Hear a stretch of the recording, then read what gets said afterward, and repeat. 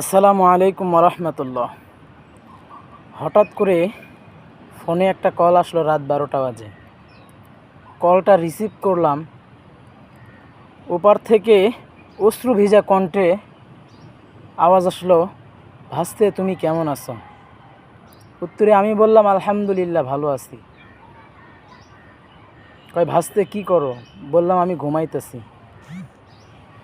বলে, ভাসতে তোমরা তো শান্তিতে ঘুমাইতে পারো, সারা দিন হাড় ভাঙা কঠোর পরিশ্রম করে রাতে একটু শান্তিতে ঘুমাইতে পারি না।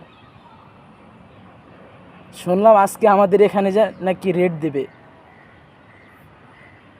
পরিশ্রম কইরা, সারাদিন পরিশ্রম কইরা এখন রাত বাজে 12টা, সাগরের পাড়ে এসে বসে আছি।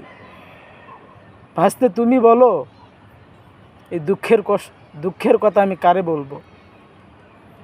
চাচার কথাগুলো শুনে আমার মনটা অনেক খারাপ হয়ে গেল, সাথে সাথে চোখ দিয়ে পানি আসলো। কি বলবো, প্রবাস নাকি সুখের? আসলে প্রবাস সুখের না, প্রবাস শখের, সুখের না।